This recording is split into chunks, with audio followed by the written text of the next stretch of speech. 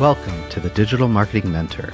I'm your host, Danny Gavin, and together with industry leaders and marketing experts, we'll explore the meeting point of mentorship and marketing. We'll discover how these connections have affected careers, marketing strategies, and lives. Now get ready to get human. Hello everyone, I'm Danny Gavin, founder of Optage Marketing Professor and the host of the Digital Marketing Mentor. Today, we have a very special guest, Noah Friedberg. Noah is the founder and CEO of Maverick Creative, which helps brands scale by implementing unique viral content strategies. Noah is to date the youngest guest we've had on the Digital Marketing Mentor, and he started his company when he was only in high school. His 12-member company has worked with over 30 clients. Together, they've helped generate over $100 million in revenue and 500 million views for their clients in under 2 years. When Noah is not working at Maverick, he's studying at UT Austin, where he's pursuing a degree in economics. His expected graduation date is in 2027. He's passionate about philosophy, Judaism, and business. And today we're going to talk about, of course, mentorship, as well as social media, e-commerce, and TikTok. How are you doing, Noah? Doing good. Thank you for having me. Pleasure. It is really cool to have you here. Obviously, we've been friends for a while, and to actually have you on the podcast is pretty cool. Yeah, that's awesome. I mean, I remember it the first time we were talking about business a couple of years ago, and I knew you had an agency. And I was trying to market my own companies, and then to be here now is pretty cool. So back on. It is really cool. So let's start with where you are right now. I think the big question everyone had is interesting intro, Danny. If Noah's making millions of dollars for companies, what the heck is he doing at university? So tell us about, how's your experience? I know you just finished your freshman year. Tell us about university and how you kind of balance the two. So in high school, I guess the story really starts there, where I was starting to try to build out this company, trying to also just be like a good person in life and trying to study and be academic. That's kind of the way that I got to the point where I am now, where I'm both in school and having a business. And I've kind of definitely struggled to balance the two, but I've started to put the business first in a lot of ways because I've started to see it as actually having a lot more potential long term. But I definitely love being in school. I love studying history and economics and philosophy and all these different things. So definitely the balance has shifted as priorities have changed, and the business has become a lot more central with providing for a team and a long roster of clients. But it's been nice to do both, where I can always kind of take a break from one and go to the other. So that's the kind of benefit of having two full-time jobs. And how's it living in Austin compared to Houston? Well, the weather slightly better. Other than that, it's a great place to be an entrepreneur. I found Houston so suburban, so spread out. And I love about Austin is if I'm downtown, I'm meeting people, running on the river or going out, and everyone around me turns out to, also be in business, also doing e-commerce. So literally got clients from like the local Austin community, which has been super cool. And so definitely not a networker, but I would say just making friends with people and finding out that you have things in common is super cool. So in a sense, you are networking. It's just maybe not in a formal setting. Yeah. I guess I like to look at it in the way of, if we're like in a run club together or something, that's a lot more organic than going to like a networking event and just like sitting around and drinking beer together. So a lot of our guests obviously have been a couple of years outside of college or never been to college. So a question I'd like to ask people is what did you learn inside the classroom? So this past year, were there any things that you took from maybe college itself? And it doesn't necessarily have to be in the classroom, but were there things that you could take from there that actually you'd apply to your business? Something that I've always felt about myself, I'm sure a lot of other people feel this too, is I've always felt like, or not always, but sometimes I felt very much like an imposter, like somebody on the outside looking in.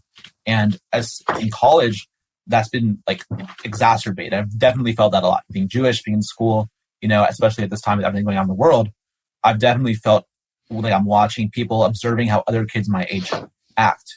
I went to a small Jewish private high school, so everyone is pretty, cookie cutter one way.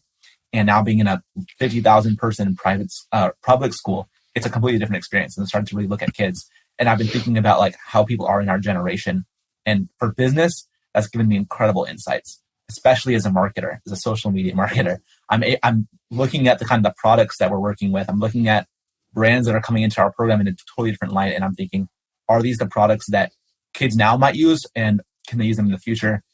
This has made me extremely, extremely bullish on the future of TikTok and on the future of social media, because I'm realizing these kids are growing up and that's part of their life. It's been part of their life since they were my age. If you're my age, you've been on a phone since you were 10, 8. I know nowadays kids are learning how to scroll on TikTok when they're 2, which is terrible. But I'm starting to realize the future of e-commerce is so intertwined with social, and that's just been a really interesting thing to realize, just looking at, just being in a lecture, taking notes on my laptop and seeing everybody in front of me shopping, or looking at TikTok. Smart people too. So it kind of goes to show, the potential there. Yeah, and I can relate to that tremendously. I mean, we have similar backgrounds in the sense, I went to Jewish schools, and I think when I got my MBA at the University of Houston, being like an extremely diverse school, that helped me broaden my mind just of the different people out there. And I think that made me a stronger marketer. I never kind of put the two together, but now that you say about your experience, I'm like, ooh, so that helped marketing as well, because really marketing is really about understanding the audience, really connecting with that persona, and just understanding the rainbow of personas that are out there can just make you a better marketer. So that's really cool. So, Noah, how would you define a mentor? I think mentors are super important. Coming from like a Chabad background, obviously we have the idea of a mashpia, where you should acquire for yourself a mashpia. You should be finding somebody who can mentor you, that can help you grow. And I found that to be extremely applicable. Like most people on this show, I'm sure many people have a lot of mentors. I've tried to find myself mentors for different aspects of life. I've definitely not tried to be cookie cutter in any way. And so I've often thought about having specific mentors for different things and kind of looking up to different role models and people for different things. So it's been extremely helpful to learn, like from you, Danny, about marketing, about building an agency, countless times that I've hit you up. I've noticed a lot of people online are trying to sell like mentorships or courses or different things like that. And I kind of think it bastardizes the whole idea of a mentor. And in my personal experience, it's been really valuable to kind of find people that know or have achieved the thing that I want, and just getting the advice from them has been better than any of these other kinds of workarounds or quick fixes that people kind of try to sell you. So I'm very much supportive of the idea of getting mentors. So let's talk about your most influential mentor. I know you've mentioned your dad in the past, but would love to know why your dad has been so influential. I'd say my dad is my most influential mentor.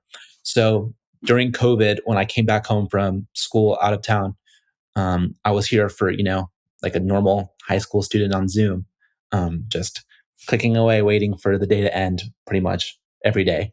And I could hear my dad in the same room taking calls, doing sales calls, like managing his team. And I started to kind of get a grasp for, how to communicate effectively, how to do sales, which is a really hard process, the process of cold calling and calling people, trying to get them to finally say yes. It's a numbers game. And that really inspired me personally to try to build a business. And it was over a year and a half before I actually had a real service-based business and an actual offer to sell. But I would credit my success in sales and, in selling like 6, close to 7 figures over the phone. I would credit all of that to my dad and that learning. I was recently working with a very successful athlete, former NBA player turned like social media influencer, and really impressive guy. Anybody who a guy like this talks to is instantly impressed by their background, by his insane height, like all these cool things about him.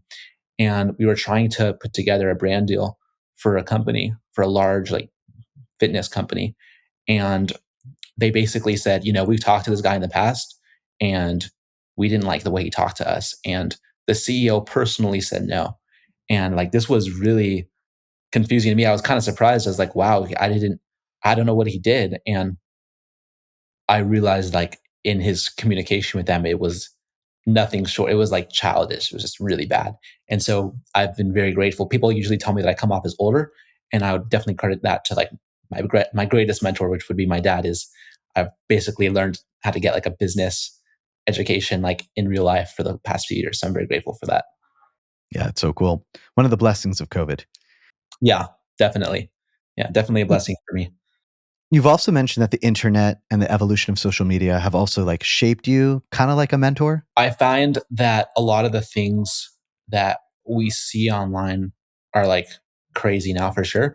But I think that for people that are young that kind of grew up with it, especially, you start to see the world through the lens of social. You start to see products through the lens of the people that push them. You start to see, current events through the lens of people that share them and talk about it online. And I've kind of felt for me that the idea of even having a business was inspired by the internet. And I don't know how I would have a business without it. I mean, I guess most of the successful entrepreneurs that weren't on the internet also had businesses. So it's not that it's impossible. But for me, I don't know how I would have had the inspiration or the idea, or definitely not the opportunity of TikTok now, without the internet. So I do think that availability and of opportunity and kind of ease of access to anybody has been an incredible opportunity for me. I mean, I've gotten brand deals just by sending out like DMs, to entrepreneurs. And now that they're also on TikTok too, they're able to actually interact with the products and things that I do and actually kind of see how effective it can be for their brand. So to me, the internet has been like the greatest opportunity to be an entrepreneur. So let's talk about how you mentor others. So obviously you have your teammates, you've got the businesses that you work with. So how do you mentor your team? It's not easy for me at all. And I'm still learning how to do that. A big struggle for me mentoring a team is that most of the people on my team are older than me. And I don't necessarily get the vibe that they want me to mentor them as much as they want to do whatever they agree to do and get paid and go on their way. And so that's fine. So I try to kind of support them with their goals in terms of growing their own agencies or growing their own businesses or just being successful in what they're doing. And I've really found I've had a couple people that have specifically reached out to me looking for actual help with growing their businesses. And in those cases, I've really tried to be the person that I wish I had. And that's kind of the way that I feel motivated to help. So, like with a friend I had from high school, he was trying to build his own business online and he reached out to me a year ago and he's like literally like starting from zero, like the kind of guy who's watched one YouTube video about being an entrepreneur and is interested. And he's fine if I say this, he'll probably listen. But I mean, I told him like, dude, like you need like a skill. Like if you don't have a skill, you're gonna be in an endless game of marketing something that no one wants, you know. And so he's like, well, what do I do? I suggested like video editing because I knew that was something I needed at the time, and there would be other people. And I kind of coached him along the path of actually growing his own agency. And he recently reached out to me. He's like I hit my first, like $10,000 in a month because of you, and like that was really cool for me to see that I had an actual impact on somebody. So it feels very good, but also that's kind of exciting to think, I don't know. I think that's kind of cool. Yeah. And I love the fact that you are so passionate about not just helping grow your business, but also help, let's say the contractors that you work with, your friends. That's awesome. I think it's really important to pay back, right? So you got your advice, you had the people that help you out, and you're like paying that forward, which I think is really important. And I'm glad that you are passionate about it. I mean, I think it definitely worked for me. And so there's a lot of people that help me. And so I want to be grateful for all of that and pay it forward. And also, I think that nowadays there's so much disinformation of what people think they should be doing, what they think being like an entrepreneur is. And that's just so inaccurate. Most of the time you're alone in a dark room staring at a laptop, at least in my case, to actually grow a company. And so I think it's really important for people to get like effective advice. And it's definitely better to get it from somebody that than from some esoteric, YouTube guy. So I'm always happy to do that if the need arises.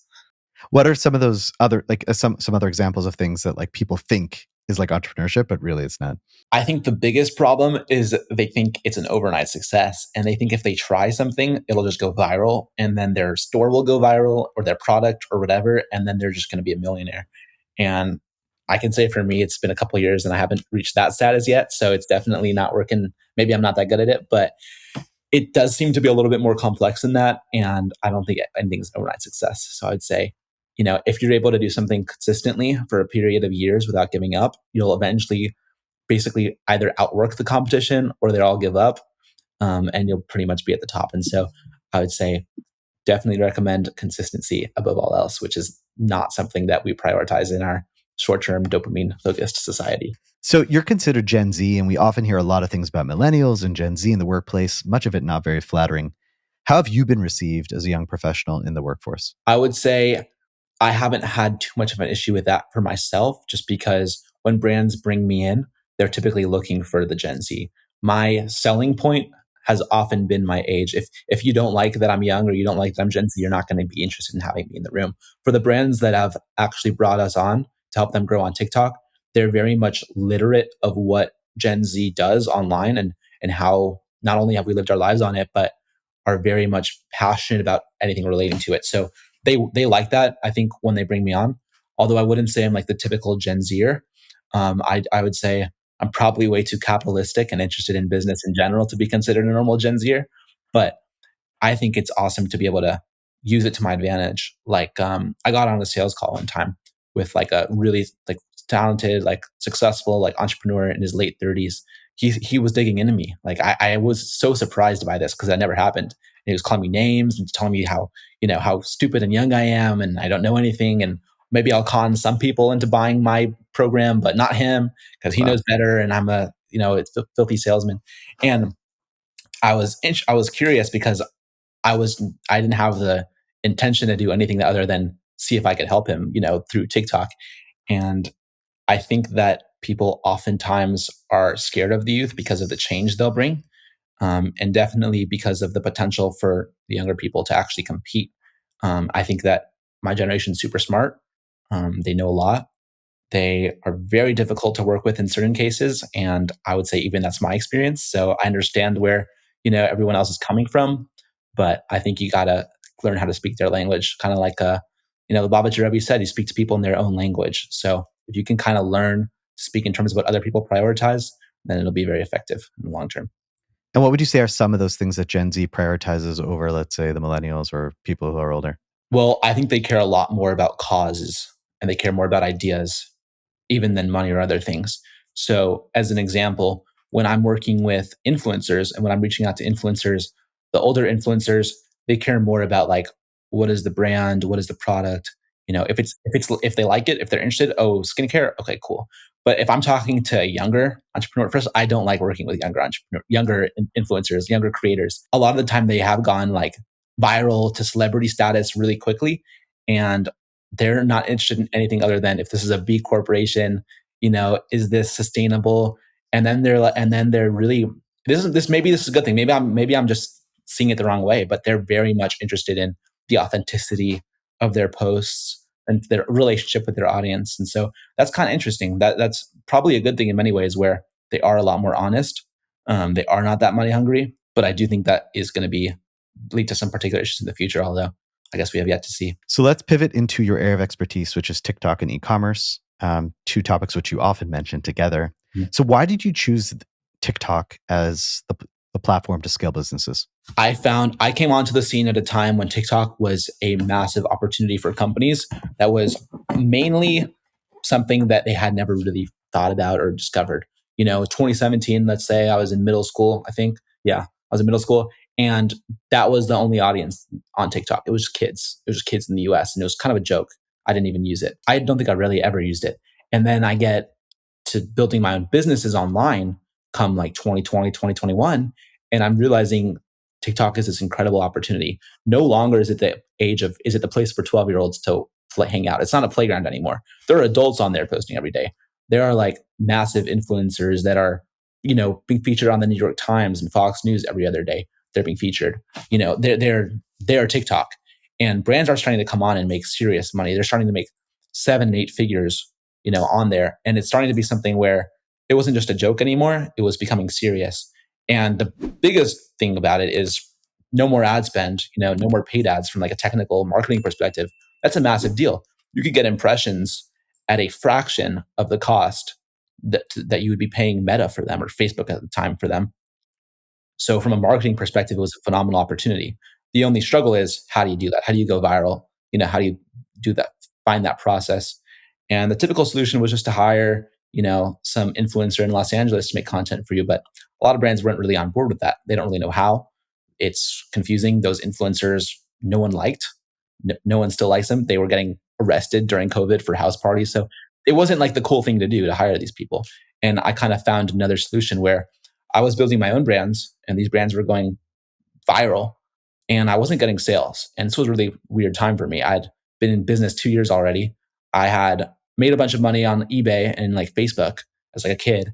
And then I lost it all building my own brands. I lost it all on product and on marketing, but they were starting to go viral. And I started to realize if I'm just good at marketing, I think I heard a quote from like Gary Vee to only focus on your strengths and not worry about your weaknesses. So I said, I'll do that. I'll just focus on my strengths. And I started to sell marketing services on TikTok and posting other products as if they were my own. And that's when we started to see like really wild results and brands getting millions of views and starting to actually like find the benefits of the platform where we were able to build a system to replicate that at scale. And that's kind of been like the coast or the wave we've coasted on since. like giving that opportunity to brands, which is otherwise very hard for them to do with, Facebook and things like that, where they get pretty upset having to pay those fees. You just mentioned going viral on TikTok. What does that mean for the uninitiated, people who aren't on TikTok? Why is that so important, and what is that? I would say the baseline definition of going viral nowadays is going to be to reach viewers beyond the amount that you normally reach. So, for example, if you have 1,000 customers for your brand, if you get a post that gets more than 1,000 customers or more than your average post does, I would call that viral, at a low level. But at a higher level, I mean, at the higher level, this TikTok gives the opportunity for a brand to literally get millions of impressions on a video. We've had brands get 5, 10, 15 million views on a video, and that can be tens of thousands of dollars in sales generated in just a couple hours. And so it can really be life-changing for a brand on the long term to build a strategy around TikTok where they're able to do that systematically and consistently. So that's been like a really cool opportunity and a really cool thing that we've been able to kind of build. And why can you do that on TikTok and not, let's say, on Instagram? This can be done on Instagram. We actually repurpose a lot of our content to Instagram, to YouTube Shorts, even to like Pinterest. I think even LinkedIn does short form video nowadays. So this is content that we can use elsewhere. But really what I found is this kind of style does better on TikTok than anywhere else.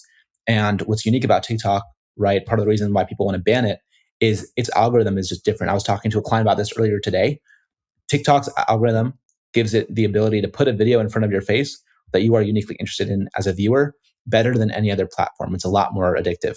And so we've been able to kind of take advantage of that to help brands grow rapidly and find their audiences on TikTok, which is much easier to do now on TikTok as a younger platform than it is on Instagram as a platform that's more established and is less likely to reward video consistency or effort with actual views. So you may have touched upon this a little bit, but why have you focused on an organic content marketing strategy when so many others are fixated on paid? I've kind of felt like that was my unique opportunity as a marketer. Like probably it's going to bite me in the butt because I'm not going to get as many credit card points for buying all that spend.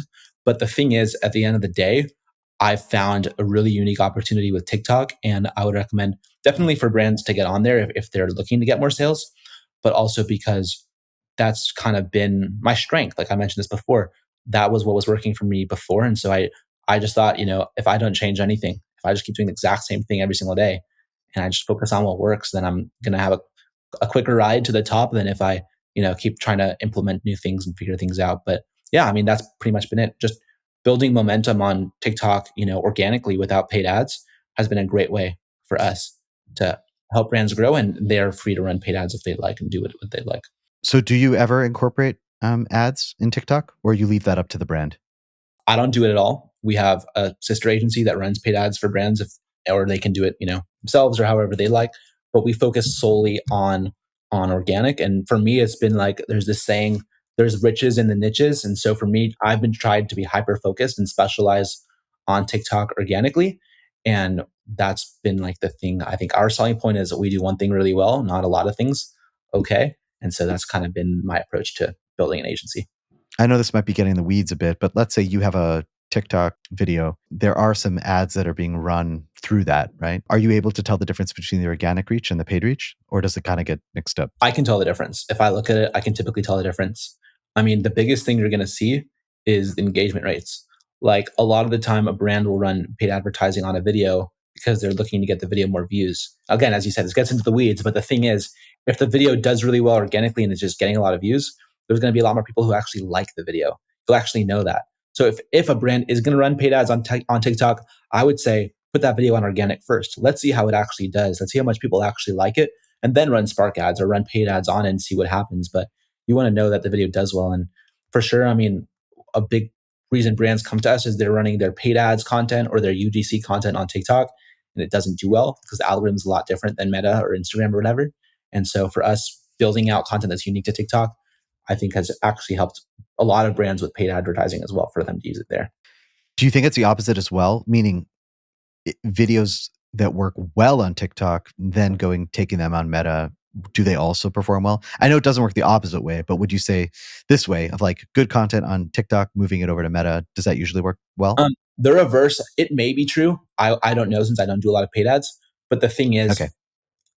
I would say the big unique thing about TikTok is we're looking to make content that's truly entertaining and engaging. We're actually not looking to make advertisements. We're looking to build a fan base for a brand. And so that's a much more long-term approach. And to me, I see in my experience, understanding of paid ads, you're really looking to kind of make a pitch in like a short, interesting video. And so the style, it definitely is a little bit different in that way too. Can you talk briefly about how the element of controversy helps brands scale on TikTok? Okay, yeah. So I'm super supportive of controversy on TikTok, and I know that there are brands that are looking to shy away from that, and so we'll have brands that aren't interested in doing something along these lines. But what I'm talking about with controversy is splitting the audience can oftentimes be good, and the reason is you're able to actually find the viewers that are interested in your product, and by using controversy, you're simply looking to get people to disagree. You're making maybe people are disagreeing along the lines of the argument that you're making. For example, if it's a supplement and you're making a claim about its potential uses, or you're making a statement or anything along those lines, really, even if you're kind of showing something that people don't like, or making a video, maybe it looks really gross, maybe it looks really cool, whatever it is, getting people to say yes or no about that idea is very helpful. And people are always afraid of the no's. But I would say be afraid of the no's, but remember, each no means a couple yeses. How many yeses does it mean? And so if you're able to make people actually radicalize along these lines, you're able to get people to actually like your product a lot more. And the people that are defending you in the comment section are going to be the ones that buy. And so that's oftentimes very helpful. I think controversy is very helpful technique. Yeah, it's scary, right? I can imagine being like that brand owner. It's like, ooh, look how many people we're going to offend, right? But I think your point is you're doubling down on the people who like it, and then that is like even more powerful. Yeah, I mean, it's all within bounds, right? Like if we have, a health or wellness like supplement based company, let's say, they're not going to want to make a claim that goes against like FDA guidelines. Of course, we're not going to violate that, but we have a lot of clients, they're looking to get massive appeal, and they're looking to get reposted on other platforms and have a bunch of people in the comments debating, and for them they love that. So it kind of depends on what the brand's goals are as well, but definitely using some controversy can be very helpful to actually get more sales too. What are some of the best viral hooks you've recently seen on TikTok? The best viral hooks. Well, a good one that I absolutely love is you want to show a change. So you could say, I used to be like, I don't know, this is an example. You could say anything with a change. So you could say, I used to be poor and now I'm worth $1 million. Here's why. You could say, a year ago, no one knew, no one heard of blank, and now everyone hates it. Or you can do anything along those lines. So showing a change is really good. That's one. Or another is you'll never guess how this happened. It's a good Oh, I one. love that. Yeah. I mean, there's a lot of good ones. Yeah. How do you identify a good or strong creator? What are the criteria you use to locate one? So I talked about this a little bit before. If they're really young, I'm kind of scared to work with them. I just don't know how motivated they are. So I do like if they're at least, I'll say 25 years old at minimally. And then with TikTok, it gets in the weeds. So I want them to be outside of the United States. Preferably not, obviously, a little bit better for tax reasons if they are, but preferably within the United States, preferably at least 25, preferably very ambitious. I'm looking for ambition. I want them to tell me they're looking to grow their own business. And really they all are technically trying to grow their own business, but I want to see that they're actually focused on the actual business aspect and they see it that way as opposed to some kind of, transactional kind of nature. So I want to be building a personal relationship with them. I mean, I tell brands this too, because a lot of brands are doing like influencer seeding now and sending product to creators and hopefully the creator likes it and makes a post about it. What I recommend is build personal relationships with these creators. So for me, I don't use Discord or like Facebook Messenger, whatever people use to reach out to these people, or email even.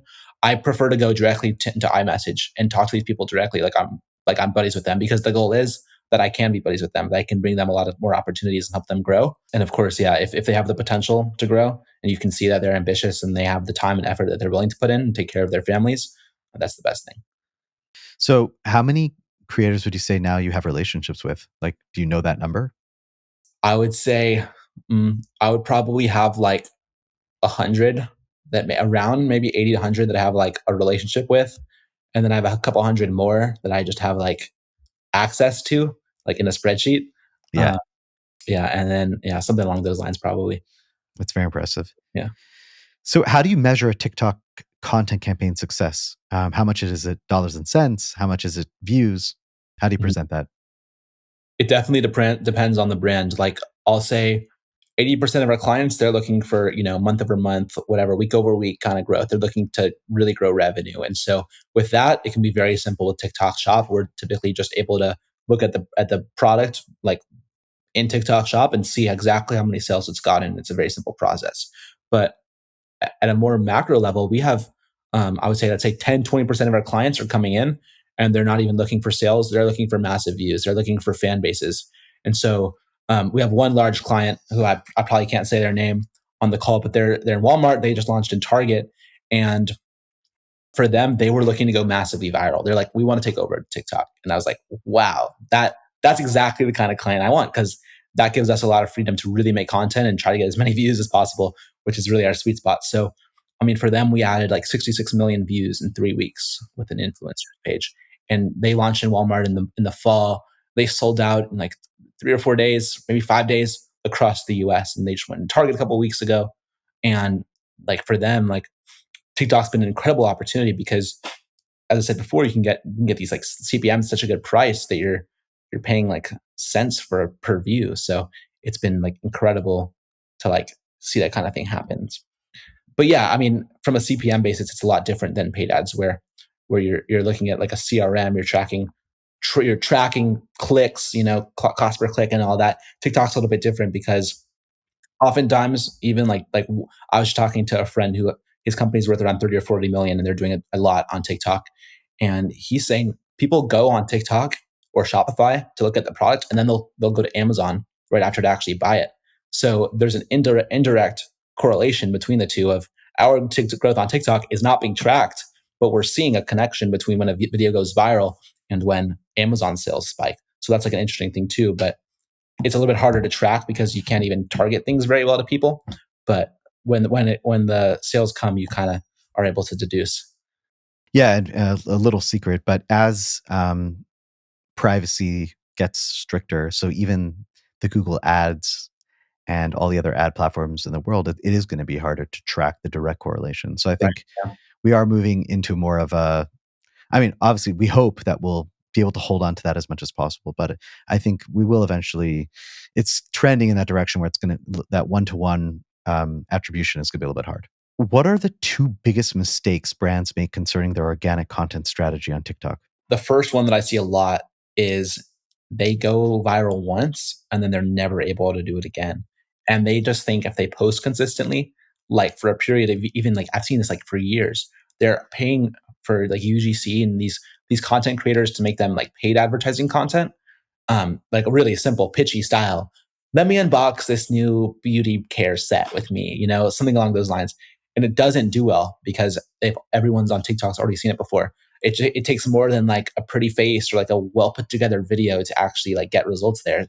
And so I definitely stress using controversy, using like new ideas, putting together like an overall overarching system for TikTok, as opposed to just like trying to make like entertaining posts like you think everybody else is making. So that's one big mistake that brands are making. And the second mistake they're making is by not being on TikTok, because the opportunity is simply too large for them to not be there. And I would definitely recommend, they don't need to work with me. Definitely don't. If you don't want to, that's not my priority. But I do think TikTok is an incredible opportunity for you as a brand or as a person. If you're just a person also, I mean, it's an incredible opportunity to grow your own company, grow your own brand. If you're working in a nonprofit, call attention to that, call attention to your Substack, whatever it is. I mean, people are getting married through TikTok. It's a great opportunity to meet people. So I would definitely recommend being on there and being literate in kind of the potential it has for you as a creator, not as a viewer. Don't think that's helpful, but definitely as a creator, it's a great opportunity to help yourself grow. So, no, is there a feature or features that you'd like to see implemented on TikTok? Ooh, it would be great for brands if they could somehow identify demographics better. One of the big struggles with TikTok now is we literally have clients like in like Dubai or Melbourne, Australia, like random places, and they're not able to use TikTok Shop because they're not based in the United States. And so we're starting to put together a program. Now I'm working on this actively with some TikTok reps to figure out a way to go around that. But a big struggle now is TikTok is so core to like the United States that there are opportunities limiting brands outside of the United States to grow. So that's like one thing I would say is just location. I think that they should democratize location a little bit more, probably. Do you have any fear of TikTok being banned in the United States? I've looked into it a lot, and I've even had like clients ask me that right before they sign, like, "Hey, Noah, like Yeah. it's gonna be banned. I don't know if we should do this." And kind of my answer is, you can cancel if you'd like to your service. I'm not gonna like lock you in if they get banned. But based on my last look at what that would look like, it's gonna take a year from now or so for that to even be implemented. So my philosophy with it is let's hold on as long as we can. Let's take advantage of this opportunity as long as we can, because there's a lot that can change in a year. There's a lot for your business to grow in a year. And so it's opportunity for now. But I mean, I don't know if it'll even be canceled. So I don't, who's to say? If it does get canceled, I'm glad I took that opportunity to grow a company and help a lot of people. And then we'll go from there with what's next. Yeah, I love that outlook and I love that positivity. And I agree. Like sometimes you just got to grab the opportunity as much as possible. Yeah, exactly. You latch on, do what you can. And then when time's up, that's when God decides, Exactly. Can you describe a successful social media marketing campaign that you've managed? Would love to just maybe a short case study of one specific brand that you're really proud of. I want to talk about that brand that I mentioned earlier. So when they came to me last summer, they were one, like they've been a client since last summer till now. And when they came on a TikTok, they were just looking at, this was like before TikTok Shop. This was really in the time where they were looking to launch a physical product, and they had a lot of success beforehand. They're really well known in like the cryptocurrency Web3 space, and looking to grow on TikTok. So we basically put together an influencer strategy for them where, I'll say this: a lot of brands go on to TikTok and they start a page from zero. They start to grow their brand, but that takes a long time, or it can take a very long time. It can take weeks, months, especially if they don't know how to make their products go viral. It's a new product, it can be very hard. So I said, you guys want views quick? Let's do influencers. And so immediately onboarded a couple influencers, sent product out, and one influencer got 66 million views in a couple weeks. We stuck with him and got over 150 million views for the brand in the last 7 months. So that's more views than the Super Bowl. And that's for one company that paid significantly less than a Super Bowl ad. Maybe I should have charged them Super Bowl pricing, but now I know. next time you Yeah, will. now I know. So I mean that paved the way, for them to get into Target a week and a half ago, and like go from there. But yeah, again, it's not a direct result. We didn't directly add that money to themselves on the website, but that's not what they were interested. They were interested in enough views in the United States to sell in stores, and so that's what they've seen. And do they actually credit like that success getting into Target like with you guys? I think so. So how do you stay current on emerging technologies and the latest developments related to TikTok's business? A big part for me is just being literate on TikTok. I try to spend that time knowing about it so that my clients don't have to, and kind of knowing what's next. So talking to a lot of people, I've been hopping on Twitter Spaces a lot more often recently, talking to a lot of brands just in general that are on TikTok. And then I work with a lot of TikTok reps. So I want them to update me if things on the platform are changing, if things are going in different directions, because that that has a big impact on our business and our clients. And so I want to know those changes as they're happening to basically be on top of them and have the power to actually make moves that can not mess things up, especially for a lot of the brands that are on there. I mean, for example, we had a client doing $500,000 in revenue per month from TikTok shops, and their product was banned from TikTok after getting 9,000 orders, which is really strange. How does a product that's got a 9,000 orders on a platform get taken down? What problem has it? What mistake has it made? That's profitable to TikTok. It shouldn't happen, and that's because TikTok's algorithm and AI, essentially customer service support, isn't very good. And so with things like that, we were actually able to get the product reinstated. And so for me, knowing the right people, as you said, like with mentors, like just having the people that I can reach out to have that fixed is like the best solution possible. And so, yeah. Do you ever find yourself getting sucked into, because since you're dealing with it, right? Like, or do you try to stay away as much as possible? Like when it's the end of the day, like you're not looking at it. I would be lying if I said I'd never been sucked into it before. Unfortunately, I wish that was the case, but I try to do a pretty good job of staying off. If I'm gonna look at TikTok for like any reason, just to like scroll, if I need to scroll, I'll wear like yellow glasses, like blue light blockers, and I'll turn on like grayscale on my phone and try to like make it less interesting to just kind of remember why I'm actually looking at it, kind of not get too distracted, hopefully. Yeah, it's crazy how addictive it is. Crazy. Well, it's time for our lightning round. I know you're a big book reader. I'd love to hear some of your top books. So it could be top 3, top 5 that you suggest. Yeah, top books, I would suggest How to Win Friends and Influence People, Dale Carnegie. 7 Habits of Highly Effective People, the Elon Musk biography with Walter Isaacson, Make Your Bed by unnamed, don't remember the name, but Make Your Bed. That's fine. We'll put the link in the notes, so not a problem. Admiral William H. McRaven, that's the name. So Noah, what's your next big project? Well, I'm looking to really grow this company. That's my project for now. And really my goal with Maverick Creative, my TikTok marketing company, is I want to have essentially the greatest proprietary system for taking brands viral on TikTok and really be the go-to name in, let's say, the industry to be the solution there. I really want to be able to take any brand viral. I want to be able to boast that. Not for the reason to be boastful, but I really want to have that capacity for this company. And that's my goal state is I don't even want to have to be picky with clients anymore. I want to be able to say, yeah, you pay online. It's like add to cart, 1 TikTok viral, please, and make it that bit of a system. Yeah. That's cool. And I hope to see you talking at conferences. I think you do really great there as well. Totally. Yeah. All in due time. Awesome. So talking about Maverick, where can listeners learn more about you and Maverick Creative? Yeah, I highly recommend, find me on Twitter, LinkedIn, Noah Friedberg, LinkedIn, Maverick Ecom on Twitter for more posts, and go to maverickcreative.net for all your viral TikTok marketing needs. Love it. Well, Noah, thank you so much for being a guest on the Digital Marketing Mentor. And thank you, listeners, for tuning into the Digital Marketing Mentor. We'll speak with you next time. Thank you for listening to the Digital Marketing Mentor podcast. Be sure to check us out online at thedmmentor.com and at the DM Mentor on Instagram. And don't forget to subscribe on Apple Podcasts, Spotify, or wherever you listen to your podcasts for more marketing mentor magic. See you next time.